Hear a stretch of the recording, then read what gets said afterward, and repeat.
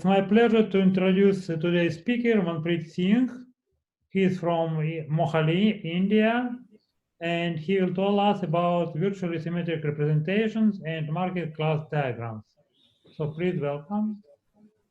Thank you. First of all, I would say thanks to the organizers for giving me the opportunity to present in this conference.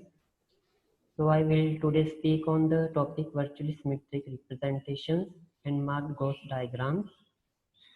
So this is a joint work with Professor Valery Bartkov and Professor Mikhail Nishtudin. So first of all, we will review some classical link theory. A link is a smooth embedding of finite disjoint circles in the three spheres. If we have two links, say L1 and L2, we say they are ambient isotopic if we can find an ambient isotopy such that the first link maps to the second link at time equal to 1. By an ambient isotopy, we mean H is a continuous map and at any time it is a homeomorphism from 3 space to 3 space, and at time t equal to 0, this is actually an identity map. And this is an equivalence relation on the links. So next we have link diagram. A link diagram is a generic projection of a link onto a plane where the double points will come with the information of over and under crossings. Here the double points are such that the tangents are non-collinear. So here is an example of projection of trifold knot onto a plane. So if we have a two link diagrams, say D1 and D2, we say they are equivalent if we can find a sequence of moves which can transform D1 to D2 through these three moves. These three moves are known as Rednister moves. So Rednister proved that if we have two links, if they are ambient isotopic, if and only then if their diagrams are equivalent under these three moves. So basically, if we have a link in three sphere, we can actually try to study through its nodes projection. Moreover, in classical case, we have to actually classify all the nodes. So this theorem say that if we can have any invariant, then we can check whether it is have any function. So we can check whether it is an invariant or not through these three moves. So one of the classical invariant in link theory is the fundamental group. The fundamental group is defined as the link complement. Fundamental group of the link complement in three spheres. So here I will describe how to write the presentation of this fundamental group through an example of a trifold node diagram. So we have, this is a diagram projection of a trifold node. We will first label the arcs from one undercrossing to the next undercrossing with variables x1, x2 and x3. And these arcs will be our generators for the presentation of the group y1s3 minus L. And at the relations we will add in the presentation through this rule. So if we have an over arc A and the under arc B and C, then we will add the relation C is B of A. So what this means is that B of A means A inverse BA. So for the given trifold node diagram, the group becomes x1, x2, x3, three generators, and with three relations, as there are three crossings in the projection.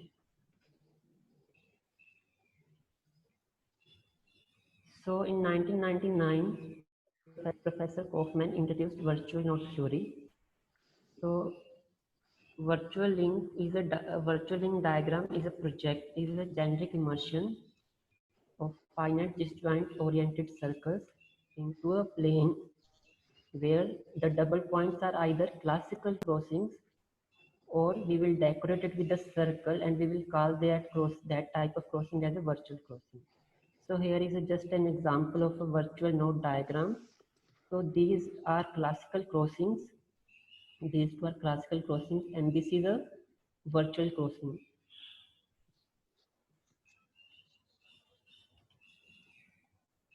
So we say if we have two virtual link diagrams, they are equivalent. If we can transform one diagram into another diagram by a sequence of generalized administrator moves. The generalized administrator moves are basically the administrator moves we have seen in the classical case with these four moves, which are known as virtual administrator moves. The first three moves are actually analogous to the first three moves in the classical node theory case of administrator moves, and the fourth move is actually a mixed move, which involves classical crossing and two virtual crossings.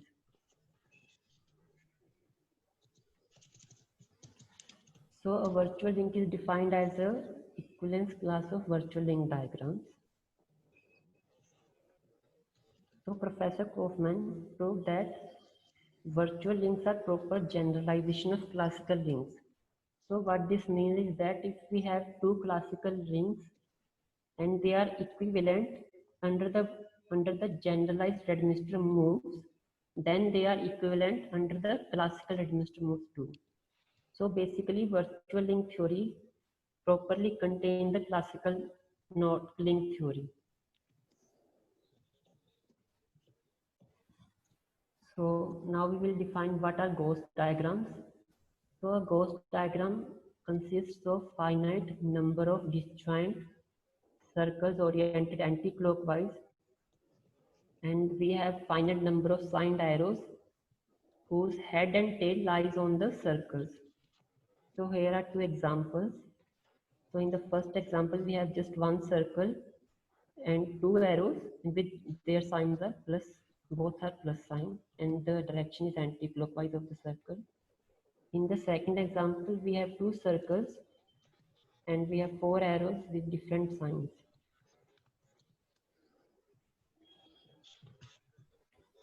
So to each virtual link diagram, one can associate a ghost diagram. So I will describe the procedure through an example. Suppose we have this virtual link diagram.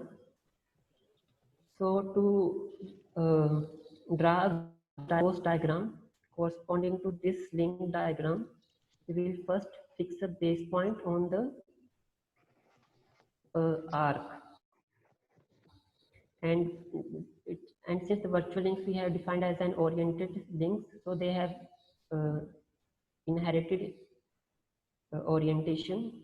So we will move in the direction of the orientation, and whenever we encounter virtual crossing, we will ignore it, and we will label the classical crossing as 1, second, 2, and we will ignore this crossing again. We keep on track, and we will first label the classical crossings.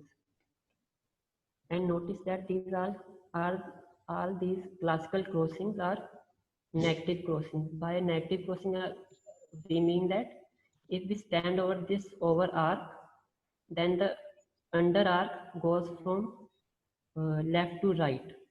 So if we stand on this over arc, then the under arc, then the orientation of under arc is from left to right. And same is for the other classical crossing points too. They are all negative crossings. So we will first. So how do we write this with this ghost code? So this is a mark point. We will start from this point. We will ignore the virtual crossings if we encounter any. Then this is the first classical crossing, and this is over crossing. So we write 1 O, and this is a negative crossing. So we write minus, and then we go to the second under crossing.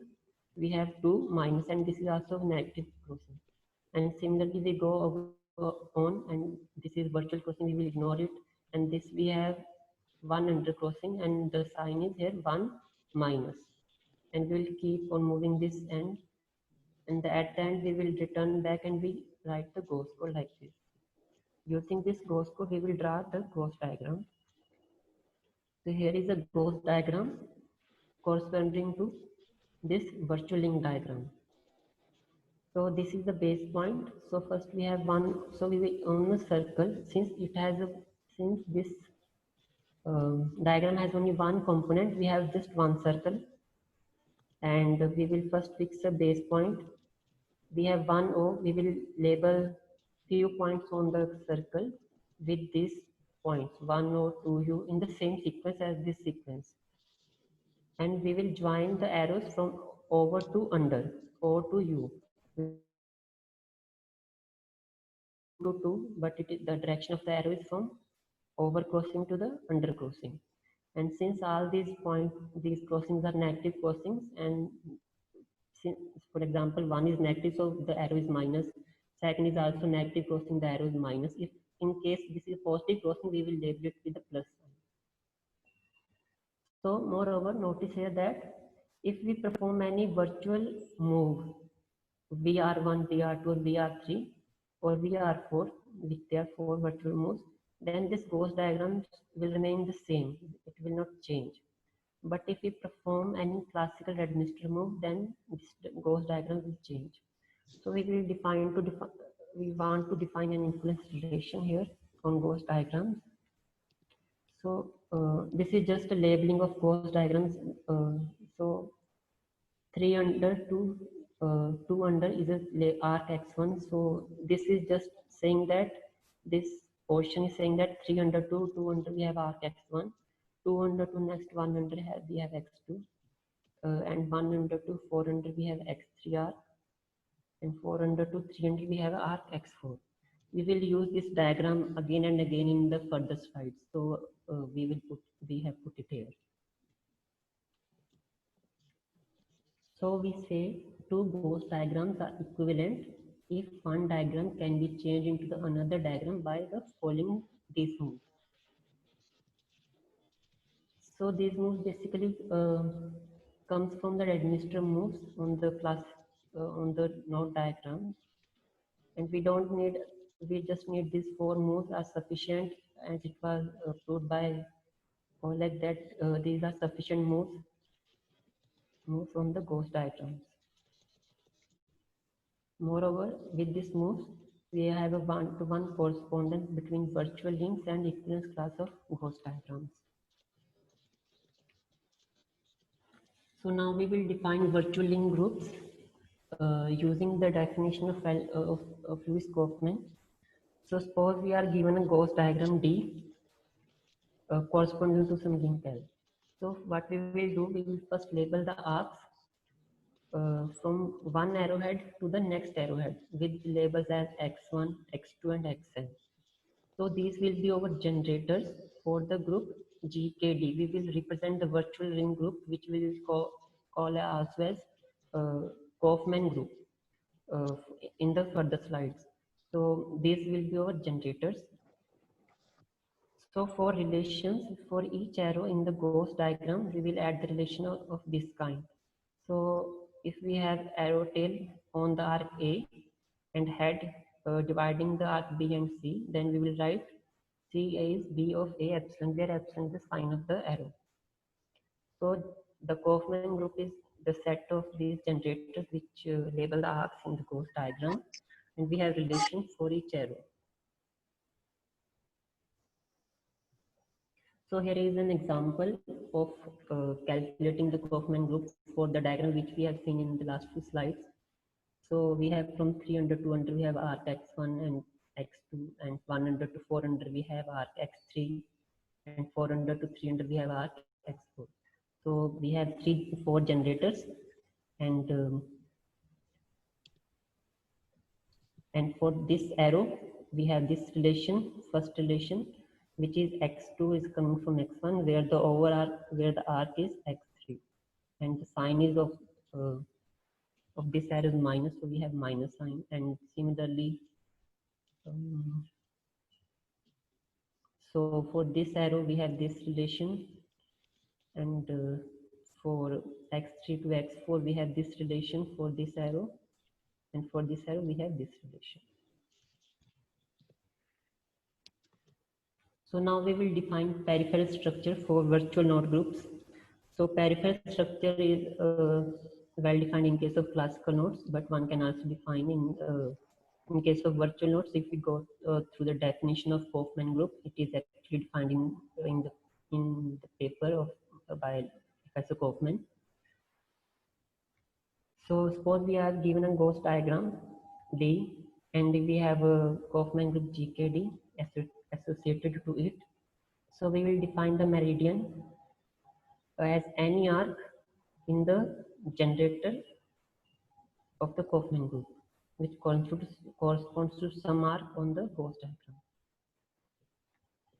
So for writing the longitude, since we have fixed the meridian, we will start moving from the meridian arc in the Gauss diagram in the anti-clockwise direction. And whenever we encounter the head of an arrow whose sign is epsilon and whose tail lies on the arc A, we will write A epsilon. And we will keep doing this until we reach the meridian arc. And in the end, we will write x minus p, where x is the our chosen meridian, and p here is some number such that the longitude is in the commutator subgroup of GKD.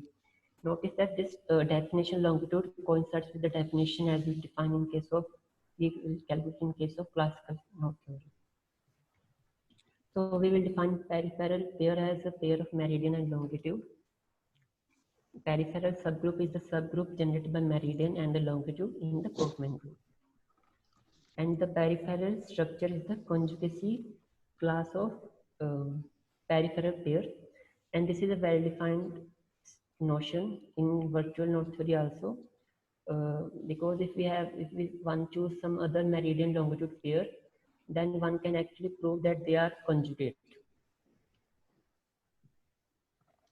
So here is an example of same example for which we have recently calculated the Kaufman group. So if we choose the meridian arc to be say x1, then to write a longitude, we will start moving from this arc. So we encounter the first head here. So the tail is on the arc, say x is on the arc x3. And the sign of it, this arrow is minus, so we add x3 minus 1. And then we encounter the second arrowhead whose tail is on the arc x1, and the sign of arrow is minus 1. So we have x1 minus 1. And then we go, so these are not heads of the arrow, so we will not write anything for these arrows.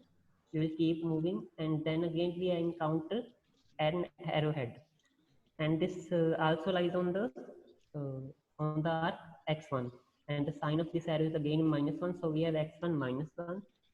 And then we encounter this arrowhead whose tail lies on the arc x3, and the sign of this arrow is minus 1. So this we have written. Now we return to the same meridian arc. So we have to write some number here, which we have denoted by t. One can actually notice that we need to write here 4, so that this longitude lies in the commutator subgroup of the Kaufman group. So here we will define the C groups. So the C groups were defined by Professor V.S.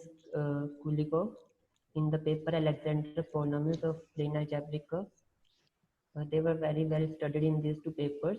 In the second paper, it was proved that any C group can be realized as a fundamental group of the complement of n manifold of dimension n in the sphere of dimension n plus 2, where the manifold n of dimension n has a condition that it must not have a boundary, and it is a compact.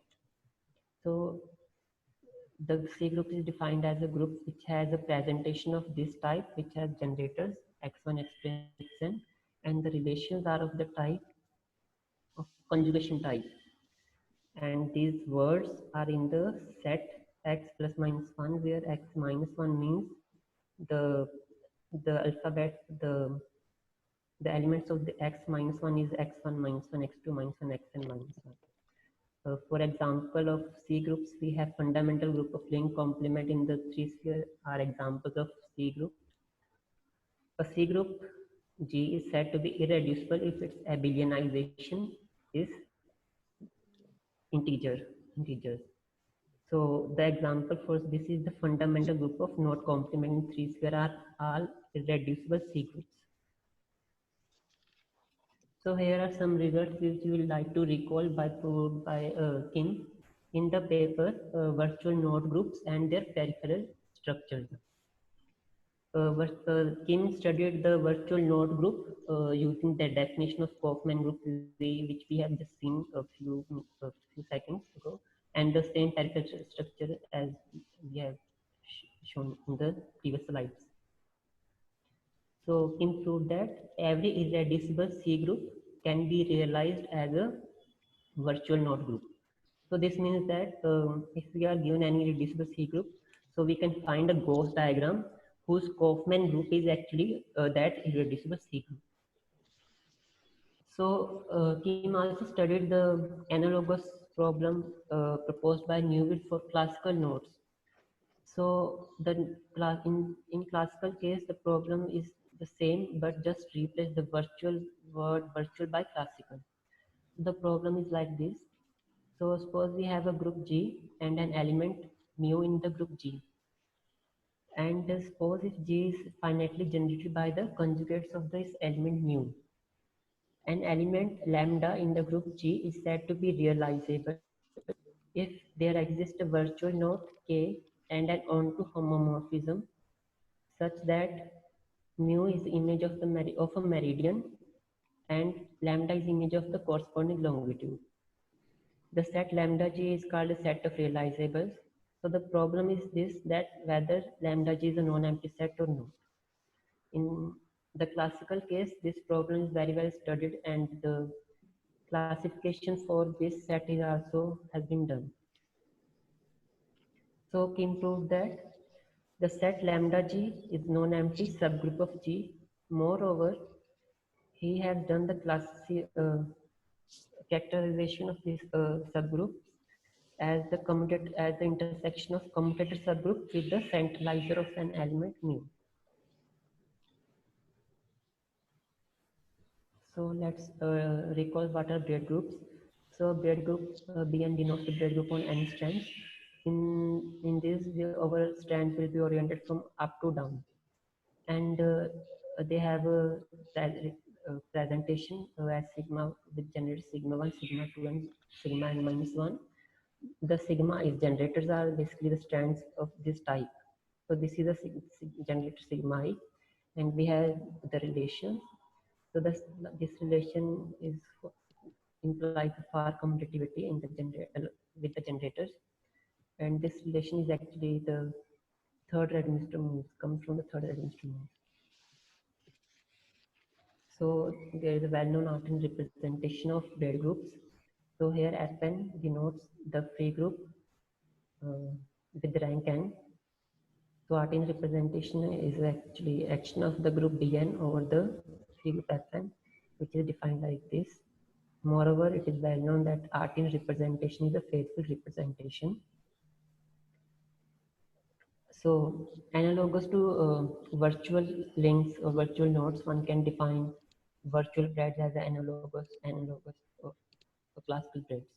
So a virtual braid is a group generated by these generators, where sigma is as previous as we have seen, and these rho i's are the generators of this type. So at I and I plus 1 strand cross each other in terms of virtual crossings. And we have the relations among sigma i's and rho i's. These two relations are actually coming from the classical braids, and this relation is actually analogous to this relation, which is far commutative with the relations, and this relation is also far commutativity among the relations. And this relation and this relation and this relation are actually some kind of Redminster moves in virtual fields. So we will fix some notations for we will use these notations. So Fn means free group of rank n, Fn means also free group of rank n plus 1, but we will distinguish it from this Fn by saying the variable the n plus 1 generator is V, not x1, x2, xn or xn plus 1. So Fn means the free product of the free group with the abelian group of rank n. Fn plus 1 means the free product of free group with free abelian group of rank n plus 1, where this plus 1 means we have one generator which can be distinguished from the other generators. Similarly, these two are also one can see.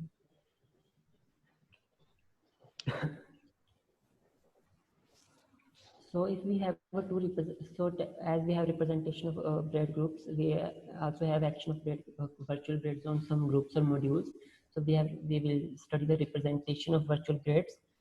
So we say two representations of virtual braids into the same automorphism group of same group or some module are said to be equivalent if we can find an automorphism such that phi delta beta is phi inverse composes phi beta compose phi for all beta in VBN. So here are some examples of representation of virtual braid groups. So first is the natural extension of Artin representation. So sigma is the same as we have seen before, but the rho I electron acts like this. So other representation is defined by Silver-Williams representation.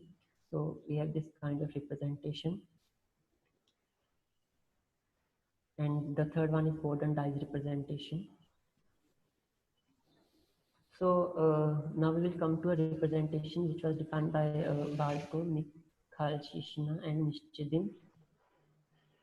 This representation in the automorphism group of this group, and it is defined like this.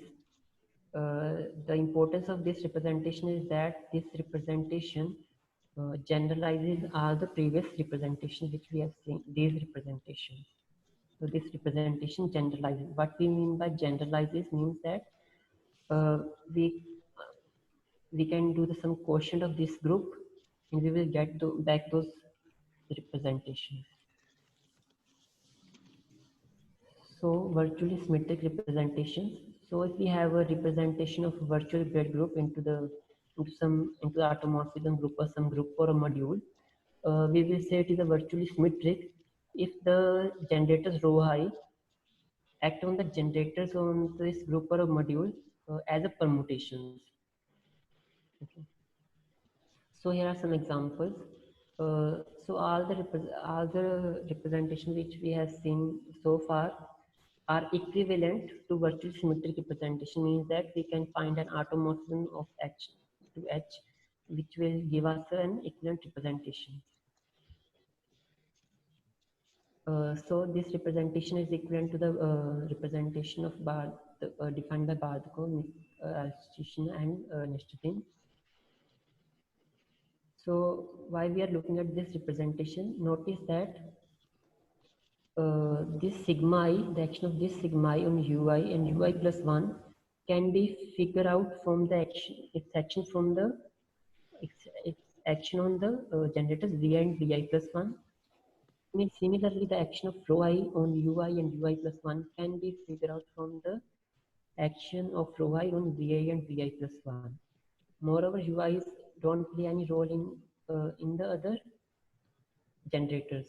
So basically, we can remove these generators ui plus 1 from the group Fn, comma 2n plus 1. So we have a sub representation of this representation, which we will denote by phi n, which is defined like this. So we have basically removed these are ui's, u1, u2, un. So we have a sub representation. Moreover, this representation is actually an extension of the Artin representation, one can clearly see. So notice that this representation is not virtually symmetric. That is, this rho I is acting on xi in terms of conjugation, not permuting the xi. Okay, so this is not a virtually symmetric representation. but we can change this representation into virtually symmetric representation, which we denote by var phi m. So this is a representation which is virtually symmetric and equivalent to the this representation.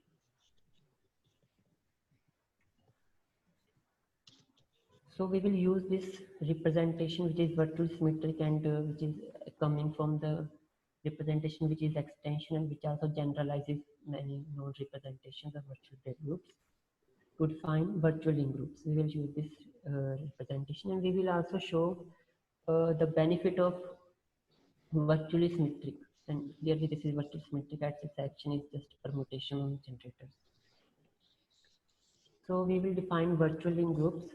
This we have defined in the joint work with Valdi Badko and Professor Mithya Nishchabin.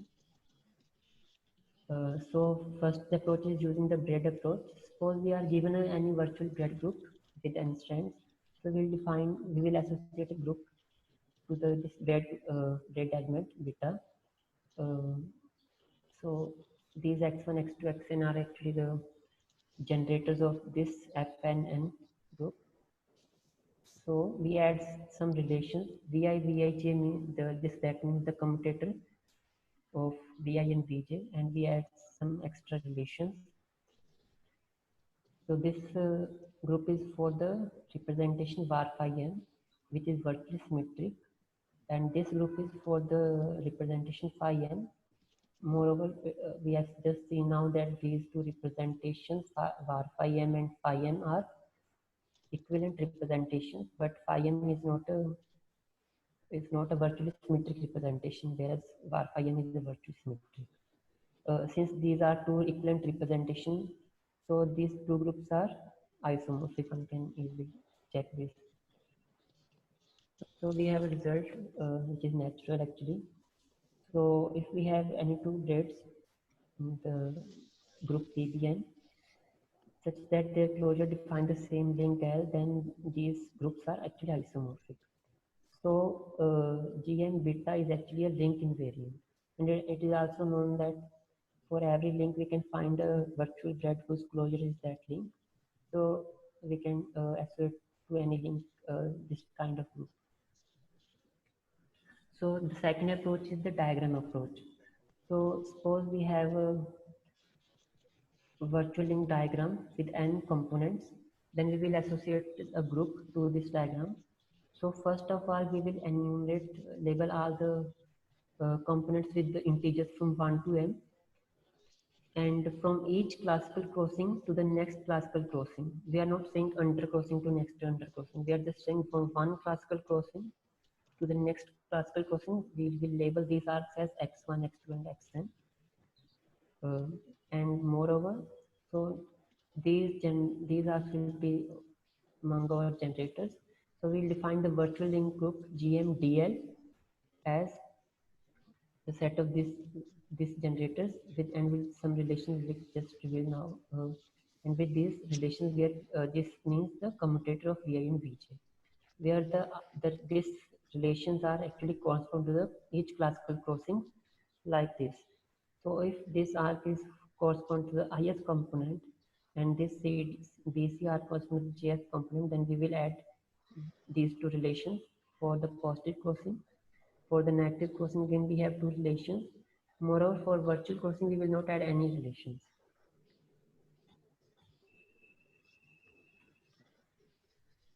So one can easily prove that if for the same link we have two different diagrams, then the groups correspond to those diagrams are actually isomorphic. Therefore, the group GMDL is an invariant. Moreover, if we have a braid beta whose closure is the link L and DL denotes the link diagram, then GMDL group is isomorphic to GM beta group. So the third approach, which is important for us, is the ghost diagram approach. So now we will define the group using ghost diagrams. So, and moreover, this shows the advantage of virtually symmetric representations, because in virtually symmetric, actually the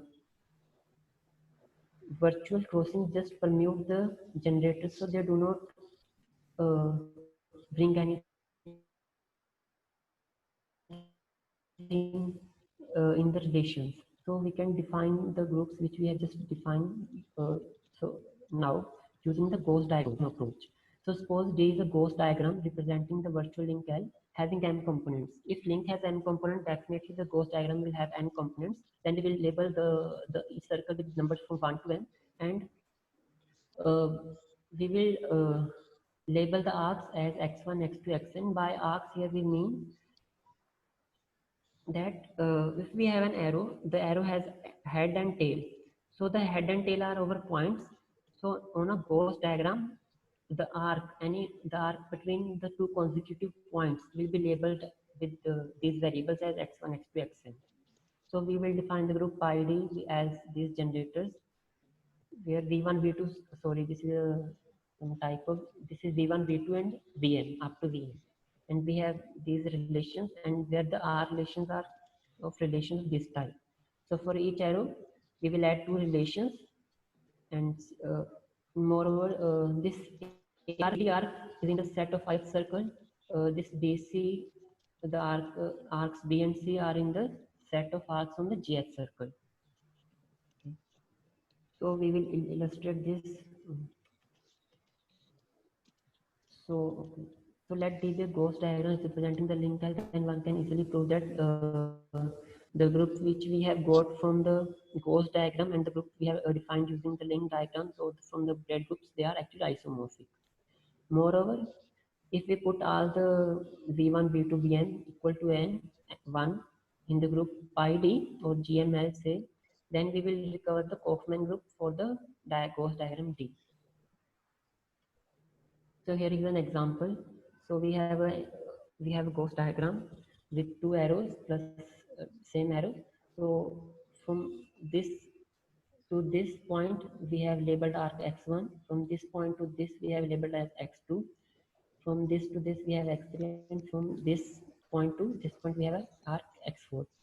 So the group has 4 generators, including the generator V, with along with generator V, and we have relations, two relations for each arc.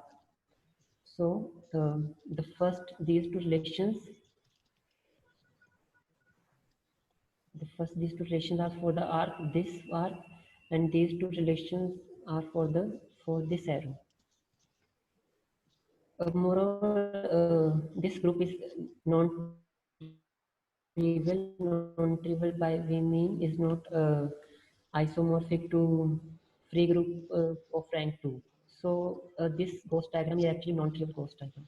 Whereas the Kaufman group is actually the group of integers. So we cannot distinguish this Gauss diagram used from trivial Gauss diagram using the Kaufman group. So now we define mark Gauss diagrams, which are actually generalization of Gauss diagrams. So by a mark Gauss diagram, we mean oriented in anti-clockwise direction, which has some finite number of signed arrows, whose head and tail lie on the circles with finite number of signed nodes lying on the circles, and they are not attached to any arrows. So here are some examples. So this is just one circle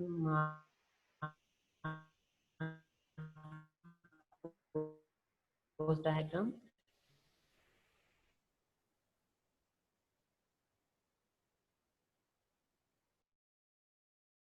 So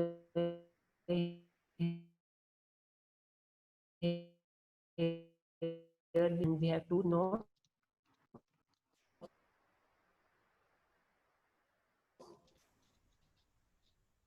And moreover, these two arcs belong to same circle, say ith circle, and these two nodes must have the same sign. Only then we will form this move. Again, in this move, the nodes must have opposite sign, and the arcs must belong to the same circle. So now we will associate group to a marked Gauss diagram. So suppose D is a marked Gauss diagram with n components. We will first enumerate this Gauss diagram with integers from 1 to m. Since it has m circles, so we will label them as 1, 2, 3, and so on up to n. Moreover, uh, the nodes and the extreme point of arrows are our points such that any arc between these two consecutive points will be labeled as x1, x2, and xn. So we will define the group pi d with these generators, and sorry, there is also typo. So this is v1, v2, and so on up to vn. So this here is vn, and we have these relations against the commutator relations and some relations which are defined like this. So these arcs is from belongs to the ith circle, this belongs to the jth circle, and we will add for each arrow, we will add these two relations. Similarly, for the negative arrow and for the node which has sign eta, we will add this relation. So here is an example of group associated to a marked Gauss diagram. So first of all, from this to this arc is x1. From this point to this point, this arc is x2. From this point to this point, this arc is x3. This point to and this point, this is x4, and this is x5, and this is x6. Um, and all the signs are positive. So we have a x1, x2, x3, and this is here is a comma. Sorry for the typo. X4, x5, x6, and sorry, there is one more generator v. And these are relations. So this relation, these two relations are for this arrow, and this relation is for the this node between x2 and x3, and these two relations are for the this arrow, and we have this last relation for this node. And moreover, this group is also not isomorphic to the free group of rank 2. So this is non-trivial marked Gauss diagram. Non-trivial means it is not equivalent to the uh, to Gauss diagram which has only one circle. So we will define a peripheral structure on marked Gauss diagrams. Uh, so suppose we have some circles in the marked Gauss diagram. We will define the peripheral structure for the kth circle.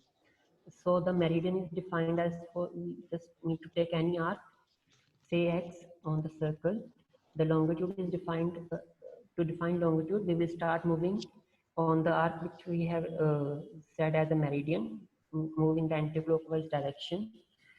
And we will write the word Vt epsilon, where epsilon is the sign of an arrow whose tail lies on the th circle. And whenever we pass head of an arrow, whose tail is on the nth circle and whose end point, which is the end point of an arc xi, we will use these two rules. And whenever we pass node with sign epsilon, we will write vk epsilon. And after coming back to the meridian arc caps, we will write x minus epsilon, x minus alpha, where alpha is the sum of sign of arrows whose head lies on the kth circle. So similarly, one can define the peripheral pair as a meridian longitude pair, peripheral subgroup as subgroup generated by this meridian longitude, and the peripheral structure as a conjugacy class of peripheral pair. This definite, so suppose if we have a Gauss diagram instead of marked Gauss diagram, which is Gauss diagrams are also marked Gauss diagrams, one can easily see. So if we define the peripheral structure for the Gauss diagram and we put all the vi is equal to 1, then we will get the peripheral structure as we have defined in the case of Kaufman group. So this definition actually generalizes definition in case of classical, in case of virtual node theory. So here is an example of meridian longitude for this marked Gauss diagram. So we will say meridian is arc x1. So to write longitude, we will start moving along this arc. So first we will encounter this this arrow. So we'll write letter V. The sign is plus, so we write V. Again we have a node, so its sign is plus, so again we will write V. And when we go through this arrow, we will again write V, and when we pass through this arrowhead, we will use the rule as we have described as V inverse x1. We will write V inverse x1. And when we'll pass this now, we will just write V. And we will, when again we pass this arrowhead, we will write V inverse x3. And in the last, we will write x1 minus 2 as there are two arrows. So C groups, so we have also defined the C groups in our paper. So actually C groups can be seen as a filtration of the C groups. So we so suppose any non-negative integers, and Cn group is the group which has generators from the set Y, where X is the set x1, x2, xn, and Vn is the set V1, V2, Vn. And the relations are of this type, where W, Ij are words in the set Y plus minus 1. And we have the relations of commutativity among VIs. So we say a Cn group is irreducible if its abelianization is of rank 2n. Here n is greater than equal to 1. For example, if there is any Markov diagram with n components, then the group ID is an irreducible Cn group. So we list some results. So we have proved that if we have any reducible C1 group, then we can construct a Markov diagram whose group is actually the C1, that irreducible C1 group. So we also studied the analogous of Newit's problem for the Markov diagrams. So suppose G is a group with and nu are two elements in G, such that G is finally generated by nu and some conjugates of nu. We say an element lambda in the group G is realizable if we can find a one circle Markov diagram D and onto homomorphism from the group ID to G, such that the image of meridian is mu and the image of the generator for the circle, one circle G is nu, and the corresponding longitude of the meridian corresponding to the longitude meridian M has image lambda. So let lambda G denote the set of realizables, that is this set consists of these lambdas. So the question is lambda G a non-empty set? And we have proved that yes, it is a non-empty set. And it is also subgroup of G. So thank you for the attention. So any question? Thank you very much. Really, there are many questions from Vasily Yushmantrov. You can go to the chat and find 8 questions. Some of the questions, some of the suggestions for further research. So please try to answer. Please look at chat.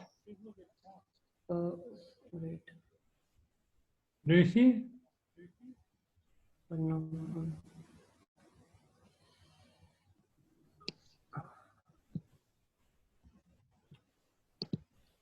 It would be very good to know how much stronger these groups are for virtuals when you add the peripheral structure. Can you repeat the question? Well, I can read some questions. So first, it may be a remark. So there are two approaches. One by Shin Sato when he constructs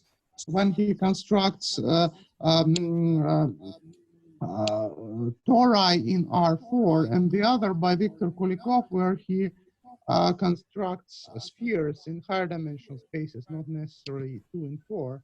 And so what's the relation between these spheres and tori? So we can realize S groups in 2 ways. So by spheres and by tori. Okay. So the other, so another question is, there was an approach for long knots when we have 2 different operations, early overcrossings and early undercrossings. Say we conjugate by 1 power for early overcrossings and for another power by late overcrossings. So can we cook some groups out of that? When I make a distinction between early over and early under, so my goal is to detect knot invertibility. It works very nicely for virtuals. And my question is how to do that for classical knots. So this is one. This is another thing. Okay. Here's another question. Do you have examples of virtual knots that are indistinguishable using these extended groups, but when you add the peripheral structure, they are distinguished? We haven't thought about this question. Mm-hmm. Yes, this is a good question. We will think about this. Yeah. Yes, and also we can ask about Milner's link groups. We can ask about cobordism. We can ask about two knots. But the question I would like to point out here is, we all use group theory to get invariants for topological objects, knots, virtual knots, and whatever. But possibly we can do the opposite. So now we have a very nice class of groups which can be realized by topological objects. So we have that groups are presentations modulo Tizimoods. We have knots are diagrams, whatever, Gauss or plane diagrams modulo Reidemeister moves. So the question is, which groups with their presentations can be studied by using knot theoretic methods? So where can we mimic Reidemeister moves? So if we could do that for some classes of groups, then possibly we could dream about defining, say, Kaufman brackets or quantum invariants of groups, not necessarily of knot groups. So possibly C groups are a good class to start investigating this way. Yes, this is a really good suggestion question. For C groups, we actually, if it is a irreducible C1 group, then we can actually find the same. We have seen in the results that we can find a Mark-Gauss diagram corresponding to it. Maybe we can try for the different class of CN groups also.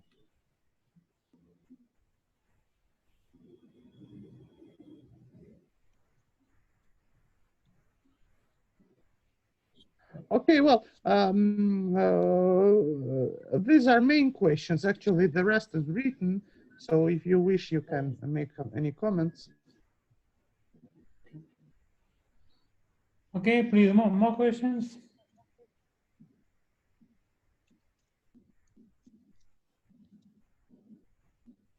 Yeah, I think it was a very interesting talk and many ways to generalize, so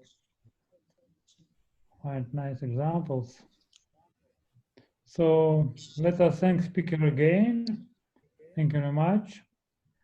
And we are planning our next seminar next week. It will be done by Luke Kaufman, and possibly it will be the last seminar in our sequence. It's the last seminar in our conference, devoted to physics and knots. Okay, I'll send you a description of that talk later today. Okay. So see you next week. Please care about your health.